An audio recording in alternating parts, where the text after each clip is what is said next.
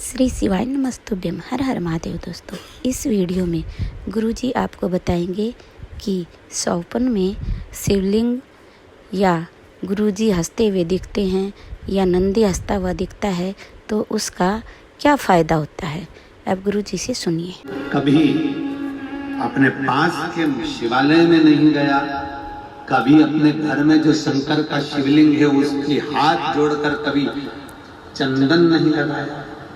अगर ये 3 उंगली का मात्र स्पर्श कर कर उस शिवलिंग को टच कर कर उस अमरनाथ को याद कर लेता तो 7 दिन के अंदर अमरनाथ बाबा भी तुझे स्वप्न में आकर दर्शन देकर चला।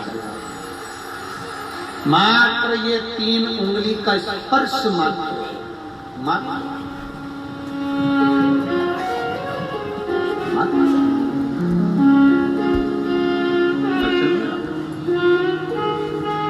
आप स्पर्श मात्र कर लेते उसका स्मरण। कुमार खंड, शिव महापुराण का कुमार खंड उठाकर पढ़िएगा। गीता प्रेस गोरखपुर की शिव महापुराण का कुमार खंड उठाकर पढ़ोगे तो उसमें वर्णन आता है, जिस दिन तुम्हें स्वप्न में आपका गुरु हंसता हुआ नजर आ जाए, जिस दिन स्वप्न में भोलेनाथ, भगवान शंकर या शिवलिंग तुम्हें हंसता हुआ नजर आ जाए, जिस दिन स्वप्न में तुम जिस गुरु को भजते हो, तुम जिस गुरु का स्मरण करते हो, तुम जिस गुरु को बहुत मानते हो, वो तुम्हें हंसता हुआ दिख जाए। कभी स्वप्न में देवादिदेव महादेव हंसते हुए दिख जाए, कभी स्वप्न में तुम्हें शंकर का शिवलिंग हंसता हुआ दिख जाए, कभी स्वप्न में तुम्हें नंदी हंसता हुआ दिख जाए। समझ लेना कि कहीं ना कहीं से खूब अच्छी खबर हमको मिलने वाली है। 15 दिन के अंदर, 15 दिन के अंदर हमें अच्छी खबर मिलेगी, ये निश्चित है, क्योंकि शंकर हंसा है, गुरु हंसा है, नंदी हंसा है, शिवलिंग हंसा है। मुस्कुरा। कुमार खंड, शिव महापुराण, गीता प्रेस गोरखपुर पढ़ो उठाकर, उसमें मिलेगा।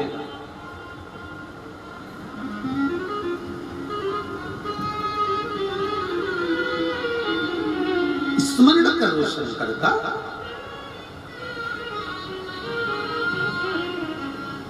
बारह ज्योतिर्लिंग में से एक ज्योतिर्लिंग है, आपके स्मरण में रहना चाहिए वो।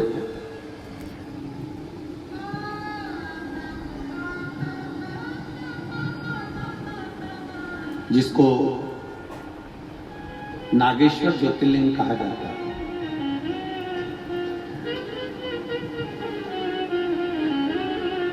कौन सा ज्योतिर्लिंग है? जम के बोलो जरा, जम के। नागेश्वर। कभी स्मरण किया है आपने नागेश्वर ज्योतिर्लिंग का? कभी द्वारका गए होगे, दर्शन किया होगा आपने नागेश्वर ज्योतिर्लिंग का। कभी पूछा आपने उनसे कि ये नागेश्वर ज्योतिर्लिंग यहाँ पर प्रकट हुआ, इसका कारण क्या है? ये था क्या स्थान? एक वेश्या और उसकी धर्मपत्नी, दोनों शंकर की भक्ति में विरल डूबने वाले। अभी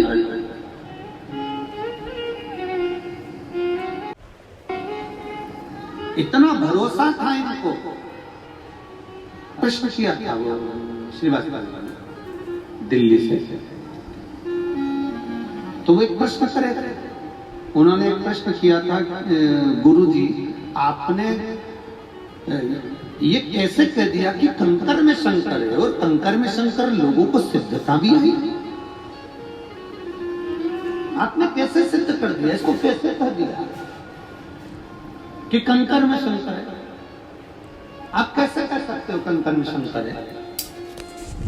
हमने उनको एक ही बात कही कि आप थोड़ा ध्यान लगाइएगा। 12 ज्योतिर्लिंग में आप 12 ज्योतिर्लिंग में से एक ज्योतिर्लिंग अगर नागेश्वर को उठाकर देखेंगे तो एक वैश्य अपनी धर्म पत्नी के साथ रहता है, उसके घर में संतान का सुख नहीं है, संतान का सुख नहीं था, तो उसने एक काम चालू करा। प्रत्येक वन में वो एक बेलपत्र का वृक्ष एक बेलपत्र का पौधा लगाना प्रारंभ करता है। क्या काम चालू करा उसने? बेलपत्र का पौधा लगाना चाहता।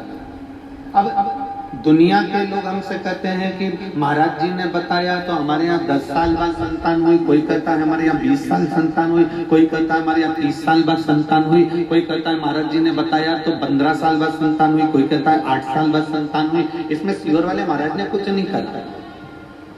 इसमें तुम्हारा जो विश्वास था, तुमने कथा सुनी, पीछे के जितने सावन के महीने आपको बोले जाते थे और आपसे हम वृक्ष लगाने को कहते थे, बोलो बोलो सही है कि गलत है, ईमानदारी से बोलो। हमने आपको वृक्ष लगाने के लिए कहा, हमने आपसे कहा कि 1 करोड़ बेलपत्री के वृक्ष लगाना है और टीवी पर हमने कह दिया सबको लगाना है और वृक्ष लगाने के फोटो हमको भेजना, हम टीवी पर उसको दिखाएंगे। बोलो बोलो किस किस ने सुनी थी वो कथा? सुनी थी ना?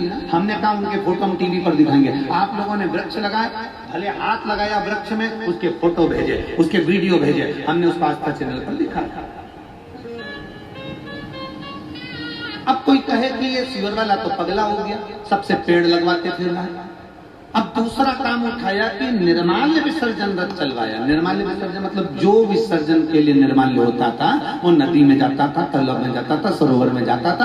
अब आप निर्माल्य विसर्जन रथ चला रहे हो, मतलब मंदिर में सफाई कर रहे हो, मंदिर का निर्माल्य उठा रहे हो, मंदिर का निर्माल्य उठाकर उसको विसर्जन की ओर लेकर जा रहे हो। अब जरा विचार करिएगा, ये शिव पुराण, ये गीता प्रेस गोरखपुर की जो शिव पुराण हम पढ़ते हैं उसमें हमने पढ़ा, उसमें हमने अध्ययन किया, हमने उसका स्मरण किया।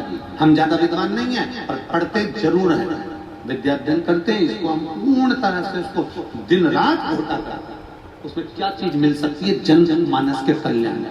अब हमने उसमें पढ़ा कि बेलपत्री का वृक्ष, बेलपत्र का वृक्ष